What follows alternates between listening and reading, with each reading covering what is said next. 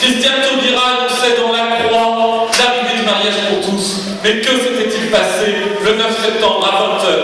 À 20h, le journal de TF1 s'ouvre et le président François Hollande fait une quantité d'annonces économiques et fiscales dont on savait déjà qu'elles étaient impopulaires auprès du peuple de France.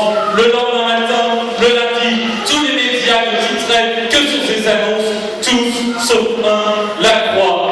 Dès lors, ils avaient annoncé le mariage pour tous.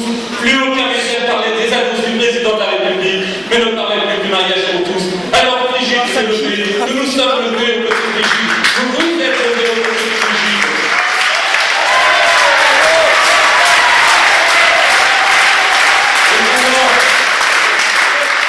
Et puis alors, le gouvernement s'est aperçu que ce projet de loi ne passerait plus si facilement. C'est alors qu'ils ont sorti une nouvelle idée dans le chapeau, une nouvelle idée, quoique pas si nouvelle, encore une réforme d'idéologue, le droit de vote des étrangers. C'est bien la preuve que ce gouvernement se sert de toutes les réformes sociétales comme variable d'ajustement de sa politique qui échoue et qui met la France dans un état que nous n'avons pas connu depuis longtemps.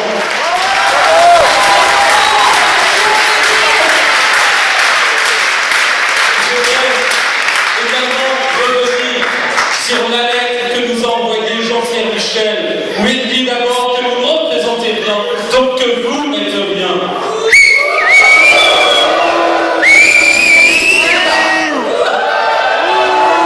Dans cette lettre, il dit que nous sommes la pire des homophobies, que c'est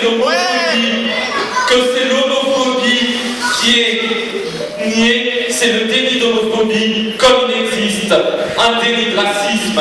Mais aujourd'hui, avec leur glissement sémantique, idéologue, qu'est-ce que l'homophobie? Ce n'est pas avoir la haine des homosexuels, c'est s'opposer au projet de loi Taubira, comme demain, être raciste, ce sera s'opposer au droit de vote des étrangers.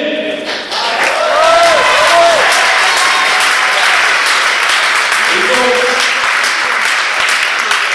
il est important de faire comprendre au président de la République qui ne peut pas rajouter une fracture sociétale à la fracture sociale, que nous avons besoin de concorde dans ce pays. Nous avons besoin que tout